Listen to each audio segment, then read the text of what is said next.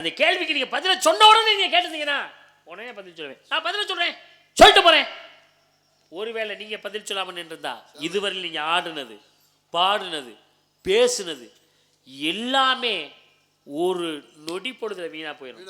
வாங்கிய பேரை காப்பாற்றுவதான் முக்கியம். இதுக்கு மேல பேர் இருக்க வேணாம், இருக்க வேற காப்பாற்றினா போதும் அப்படின்னு காப்பாற்றணும்னு நான் நினைக்கிறேன்.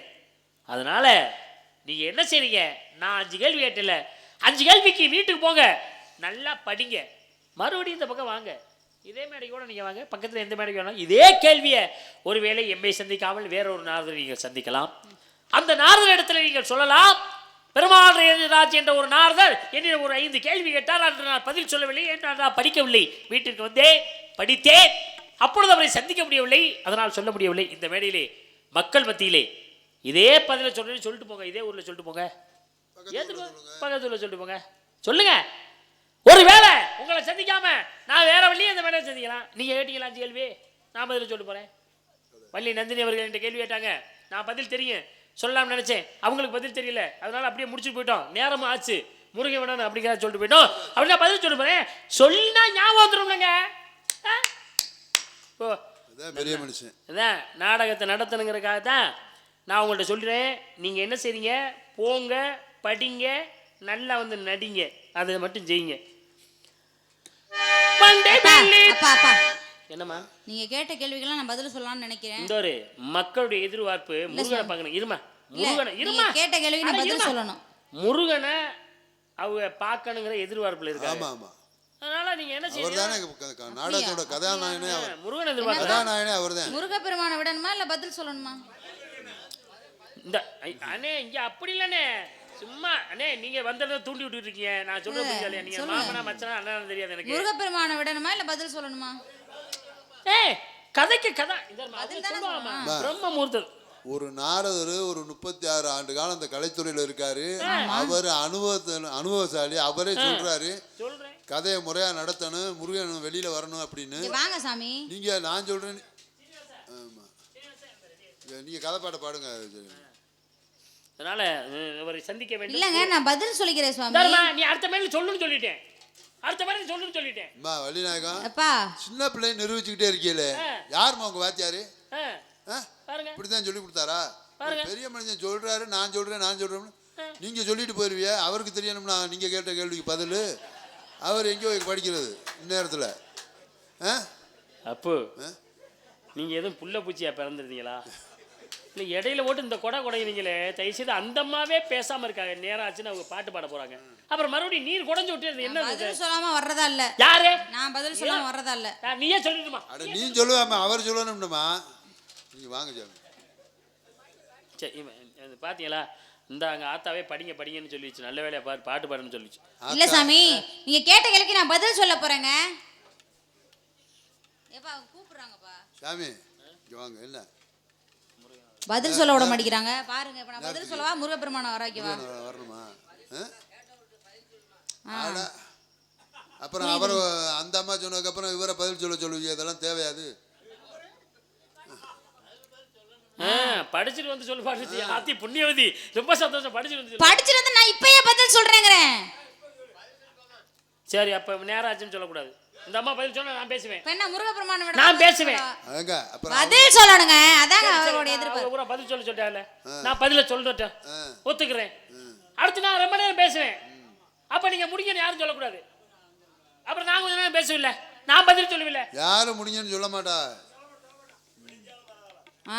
பாத்தீங்களா இல்லையா? யாராவது சொல்லுங்கப்பா முருகன் வர சொல்லி, அப்புறம் விடிஞ்சாலும். எதுக்காண்டி படுக்க போட்டு நாடகம் கொடுத்தான்னு தெரியுதா? தூங்க வச்சு நாடகம் கொடுத்தது எதுக்குன்னு உங்களை கூட்டியாந்து இந்த கஷ்டப்படுத்துறதுக்கு தான். சரிம்மா நீங்க கேக்குறீங்க குளிக்காமல் தன் என்ன சொல்லது என்ன பக்கத்துல இருந்து கேட்கலான்னு. குளிக்காமல் தன் கூட்டுக்குள்ளே போனால் ஒரு பறவை இறந்து போய்விடும் அப்படின்னு சொன்னீங்க. முதல்ல கேட்டீங்க, அந்த கேட்ட கேள்வி தான் சொல்றேன். அது என்ன பறவை தெரியுமா? சுவாரின் என்று சொல்லக்கூடிய ஒரு பறவை தான் குளிக்காமல் தன் கூட்டுக்குள்ளே போனால் இறந்து போகிவிடும். போதுமா? எங்க அவரை கூப்பிடுறீங்க நீங்க? சீனிவாசன் வரமாட்டாரு இப்ப. அடுத்து நீங்க என்ன கேட்டீங்க? ஒரு வருடம் ஆணாகவும் ஒரு வருட பெண்ணாகவும் வாழக்கூடிய ஒரு பறவை இருக்கு அப்படின்னீங்க. ஈரிதழ் இங்க பாருங்க, ஹலோ ஈரிதழ் சிட்டு அப்படின்ற ஒரு பறவை தான் ஒரு வருடம் ஆணாகவும் ஒரு வருடம் பெண்ணாகவும் வாழக்கூடிய ஒரு பறவைனா ஈரிதழ் சிட்டுன்ற ஒரு பறவை. அடுத்து நீங்க என்ன கேட்டீங்க? 6 வருடங்கள் ஆனாலும் தரையிலே கால் ஊனாத ஒரு பறவை இருக்கு அப்படின்னீங்க. ஆல்பட்ரஸ் அப்படின்ற ஒரு பறவை தான் 6 வருடங்கள் ஆனாலும் தரையிலே கால் ஊனாத ஒரு பறவை. அடுத்து நீங்க என்ன கேட்டீங்க? முன்னாலேயும் பறக்கும் பின்னாலேயும் பறக்கும், பக்கவாட்டில் எல்லா பக்கமும் பறக்கக்கூடிய வல்லமை படைத்த ஒரு பறவை இருக்கு அப்படின்னா தேன் சிட்டு அப்படின்ற ஒரு பறவை தான் அனைத்து பக்கமும் பறக்கும். பக்கவாட்டில் முன்னாடி பின்னாடி எல்லா பக்கமும் பறக்கக்கூடிய பறவைனா தேன் சிட்டு. அடுத்து நீங்க என்ன கேக்குறீங்க? ரெக்கையே இருக்காதான், ஆனா அதுக்கு பேரு பறவையாம். அந்த பறவைக்கு 2 எழுத்து தான் சொன்னாங்க. என்ன பறவை தெரியுமா? என்ன பறவை? கிவி பறவைக்கு தான். கிளிக்கு ரெக்கமா? கிளி இல்லங்க, கிவி. கிவி காதுனா வேதுங்க போல உங்களுக்கு. கிவியா? ஆமா, கிவி பறவைக்கு தான் இறக்கைகள் இருக்காது. அப்ப ரெக்கையே இல்லாத ஒரு பறவை அப்படின்னா அது கிவி பறவை தான். நீங்க கேட்ட கேள்விகளை தான் நான் பதில் சொல்லிட்டேன். போதுமா? சந்தோஷம். எல்லாரும் பறவைட்டு வர்றான். ஆனால் உங்கள் அப்பாவை குறை சொல்ல முடியாமா? எந்த அளவுக்கு தெளிவாக அவங்க அப்பா சொல்லி கொடுத்துருக்காருங்க நான் இப்போ உண்மையாக பெருமைப்படுத்துகிறேன். சும்மா காவலுக்கு அனுப்பணும்னு விடாம இந்த பறவைலாம் வரும் அப்படின்னு சொல்லி கொடுக்குறாங்கன்னா அது திறமை தாமா. என்ன நம்ம சம்மந்தமாக இருக்கோமோ அதை பற்றி நம்ம தெரிஞ்சுக்கணும். இதான் முக்கியம். அதுக்காகவே உங்களுக்கு வாழ்த்துக்களை சொல்லலாம். நல்லதுமா, நன்றி. நலமோடு வாழ்க. ஆனால் இந்த இடத்துல முருகனையும் அப்பா நான் ஒரு விஷயம் ஒரே ஒரு விஷயம் மட்டும் நான் சொல்லிக்கிறேன். என்னமா விஷயம்? ஒரே ஒரு விஷயம் மட்டும் சொல்லிக்கிறேன் சுவாமி. நிறைய பேர் சொல்லி நான் கேள்விப்பட்டிருக்கேன். என்னன்னா வாழ்த்துறதுக்கு வயசு இல்லை அதனால வணங்கிக்கிறேன் அப்படின்னு சொல்லுவாங்க. நிறைய பேர் சொல்லி கேள்விப்பட்டிருக்கேன் நான். ஆனா என்னை பொறுத்த வரைக்கும் அப்படிலாம் கிடையாதுங்க. வாழ்த்துவதற்கு வயது வரம்புகள் அதெல்லாம் எதுவுமே தேவை கிடையாது. 5 வயசா இருந்தாலும் 50 வயசா இருந்தாலும் 60 வயசா இருந்தாலும் வாழ்த்துறதுக்கு வயது வரம்புகள்லாம் தேவை கிடையாது. வாழ்த்துறதுக்கு என்ன முக்கியம் அப்படின்னா நல்ல மனசு இருந்துச்சுன்னா யாரை வேணாலும் வாழ்த்தலாம். 5 வயசு குழந்தை 60 வயசு தாத்தாவை கூட நல்லாருன்னு வாழ்த்தலாம், வாழ்த்தி வணங்கிக்கிறேன்னு சொல்லலாம். பாருங்க பெரியவங்க சின்னவங்கள வாழ்த்துக்கள்னு சொல்லலாம். ஆமா, 5 வயசு பிள்ளை பெரிய 60 வயசு உள்ளவங்கள எப்படி சொன்னா வாழ்த்தி வணங்குறேன்னு சொல்லலாம். அப்படி பாத்தீங்களா? அப்ப வாழ்த்துவதற்கு வயது வரம்புகள் தேவை கிடையாது. நல்ல மனசு தூய்மையான மனசா இருந்துச்சுன்னா யாரை வேணாலும் வாழ்த்தலாம். அந்த வகையில பார்க்க போனோம்னா உங்களுக்கு தூய்மையான ஒரு மனது, அந்த நல்ல மனசோட நீங்க என்னை வாழ்த்திருக்கீங்க. அப்படிப்பட்ட வாழ்த்தை கொடுத்த உங்களுக்கு என்னுடைய சிரம் தாழ்ந்த மனமார்ந்த நன்றி, இதயம் கனிந்த நன்றி, நெஞ்சார்ந்த நன்றி, உணர்வு கலந்த வணக்கம். வெல்கம். நல்லா இருக்கு. ரொம்ப நன்றி சுவாமி, ரொம்ப நன்றி. அப்படிப்பட்ட வாழ்த்து கொடுத்தவங்களுக்கு நன்றி கலந்த வணக்கம். என்ன ஒண்ணு நான் கேட்டதுக்கு தான் நீங்க பதிலும் சொல்லல, ஒரு மண்ணாங்கட்டியும் சொல்லல. எனக்கு கடுப்பு எப்படி வருதுன்னு எனக்கே தெரியல. என்ன முறைக்கிறீங்க? வள்ளிநாயகம் என்னப்பா இவ்வளவு நேரம் பேசுனியே சரி, அது கடைசியா என்ன அந்த வார்த்தை என்னப்பா கேட்டதுக்கு தான் நீ உங்களுக்கு என்ன பதில் தெரியலையா? எவ்வளவு பெரிய ஆளு நீங்க இப்ப வந்து ஆளு ஏமா பதில் தெரியலன்னு ஒண்ணு சொல்லி நீ பதில சொன்ன. அவர் சொன்னாராமா? நீங்க கேட்ட கேள்விக்கு பதில் தெரியாதுன்னு சொன்னாரா? தெரியும், ஆனா இப்ப மறந்து போச்சு. அதுக்காக சரி நீ நல்லா போட்டு கொடுக்குறீங்க. உண்மையாவே வள்ளிநாயகம் கேட்ட கேள்வியெல்லாம் எனக்கு பதில் தெரியும். ஆனா அடுத்த ஊர்லாம் சொல்லுவாரு. நீங்க எனக்கு சொன்னீங்க முதல்ல கட்டேச்சு மண்டே வச்சு பொழுது பதில் தெரியும். ஆனா நான் ஏன் சொல்லல தெரியுமா? ஏன் இதுவரையும் பதில் சொல்லலைன்னா அதுக்கு மிகப்பெரிய ஒரு காரணம் இருக்கிறது. என்ன காரணம்? எத்தனை மேடைக்கு நம்ம போறோம், உண்மையாவே எத்தனை மேடைக்கு போறோம்.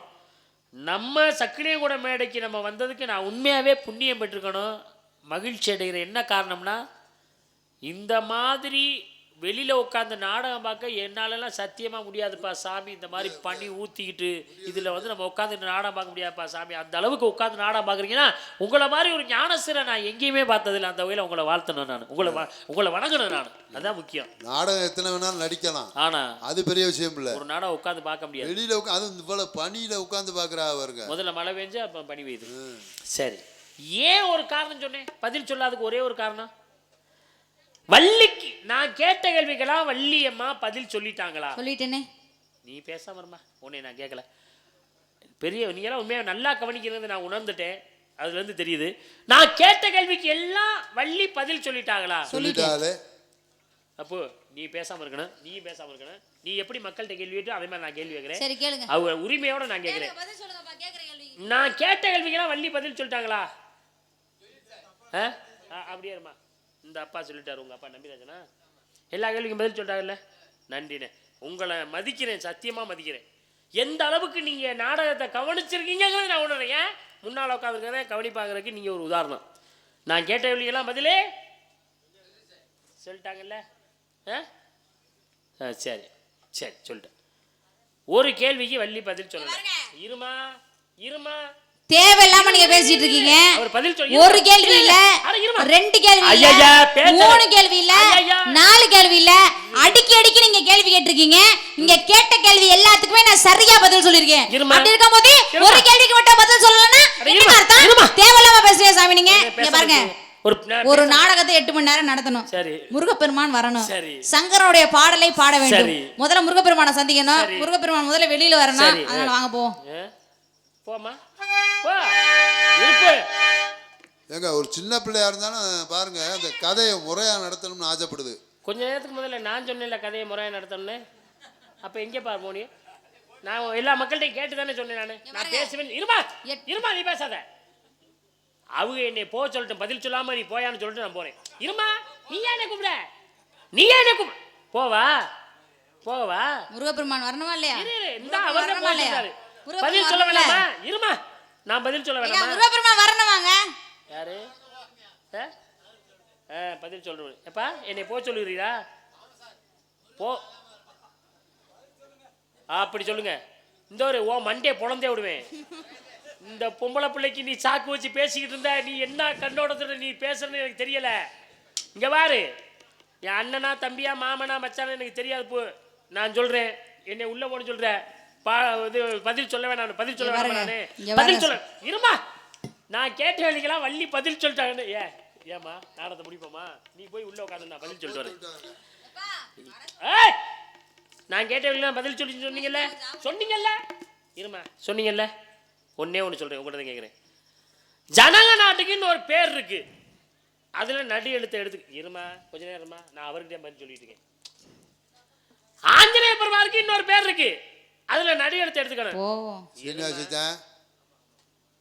இந்த கேள்வியை கேட்டனா கேட்கலையா? சீனியப்பா, டேய் சீனி நேரம் சக்கரை ஓட்டு நேரம் ஈ வச்சிருக்கேன், பேசாம இரு. கேட்டனா கேட்கலையா? அந்த கேள்வி முக்காடு கேட்டனா கேட்கலையா? பதில் சொல்லுச்சா? அப்புறம் சொல்லுச்சுன்னு என்னை உள்ள ஓன்னு சொல்றேன். அப்பா ஏப்பு, எனக்கு எவ்வளவு வேதனை இருந்திருக்கேன். இந்த கேள்விக்கு வள்ளி பதில் சொல்லல. ஜனக நாட்டுக்கு ஒரு பேரு ஆஞ்சநேய பெருமாள். சீனின்னா அவரை கொண்டே பால்ல ஊத்திடுவேன். ஆஞ்சநேய பெருமாளுக்கு ஒரு பேரு, இப்படி எல்லாம் பேர் இருக்கு அப்படின்னு நான் சொன்னேன். வாங்கிக்கம்மா காசை. உங்க அம்மாவுக்கு அன்பளிப்பை, உனக்கு இல்ல அப்படின்னு ஒரு பேர் சொன்னேன். ஆதிபராசக்தி பேர் இருக்கு, நடிகர் தடுக்கன. பெண்ணை திருமணம் முடிச்சா ஒரு பேர் இருக்கு, நடிகர் தடு. ஐம்புலன்னு ஒரு புள்ளை, நடுவர் தடு. இதெல்லாம் கேள்வி கேட்டேன், பதில் சொல்லல. ஏன் இந்த கேள்விக்கெல்லாம் பதில் சொல்லலன்னு எனக்கு தெரியும். ஒரு வள்ளி நாயகத்தை பதில் தெரியலங்கிறது எனக்கு தெரிஞ்சு நான் என்ன செய்யறேன், அந்த அம்மாவை காப்பாத்துறதுக்காக வாழ்த்துறேன். மக்கள் மத்தியில இந்த அம்மாவுக்கு கேள்வி பதில் சொல்லடா. இருமா சொல்லி முடிக்க பேச முடியுமா அப்படின்னு சொல்லி மறைக்கிறதுக்காக வாழ்த்துறேன். இது என்ன செய்யுது, திரும்ப திரும்ப என்னைய காட்டி கொடுக்கறதுக்காக சொல்றாங்க. என்ன ஒண்ணு, நான் கேட்ட பதில் சொல்ல அப்படின்னே என்னைய வந்து எங்க ஊர்ல காட்டி கொடுக்க நினைக்க உன்னைய நான் காட்டி கொடுக்க கூடாதா? என்னை அசிங்கப்படுத்த நினைச்சீனா நீ, உன்னை அசிங்கப்படுத்தி நான் விடுவேன். மூச்சூடா உள்ள போயிரு. கேள்விக்கு பதில் சொல்றேன். 7 எழுத்துக்களை கொண்ட ஒரு இலக்கண நூல்னு இந்த அம்மா சொல்லிச்சு. அது என்ன புத்தகம் தெரியுமா? தொல்காப்பியம்ங்கிற புத்தகம். 7 எழுத்துக்கள் கொண்டது. தோ இல் கா இப்பி யாயும் தொல்காப்பியம். இந்த புத்தகத்தை 7 எழுத்து. அதனாலதான் தொல்காப்பியம் என்ற இலக்கண நூல் தான் நீ கேட்ட கேள்விக்கு நான் சொல்ற பதில். போதுமா? போதுமா? அப்படி சொல்லுங்க. இவங்க என்ன சொன்னாங்க, 1, 4, 5 எழுத்துக்களை சேர்த்தால் மக்கள் அணியும் ஒரு அணிகள்னு சொன்னாங்க. அது என்ன தெரியுமா? அதுதான் தொப்பி. முதல் எழுத்து தோ, 4வது இப்பு, 5வது பி. தொல்காப்பியத்துல அதுக்கு பேரு தொப்பி. முதல் கேள்விக்கு பதில். 2வது சொன்னாங்க, 3, 4, 5 இந்த எழுத்துக்களை சேர்த்தால் மக்கள் குடிக்கும் ஒரு பானம் அப்படின்னு சொன்னாங்க. அதுக்கு பேர் என்ன தெரியுமா? அதுதான் காப்பி. தொல்காப்பியத்தில் 3வது கா, 4வது இப்பு, 5வது எழுத்து பி. காப்பி, அதுதான் மக்கள் குடிக்கும் பானம் காப்பி. இது 2வது கேள்வி பதில். அடுத்து சொன்னாங்க 3, 6, 7 எழுத்துக்களை சேர்த்தால் மக்களை மனிதனை வேதனை அடைய செய்யும் ஒரு செயல் சொன்னாங்க. அதுக்கு பேர் என்ன தெரியுமா? மனுஷன் நடந்து போறேன், கல்லு தட்டிடுது, என்ன படும்? காயப்படும். காயம்படும். தொல்காப்பியத்தில் 3வது கா, 6வது யா, 7ஆம் எழுத்து இம். காயம். அதான் தொல்காப்பியம் என்ற நூலுக்கு தான்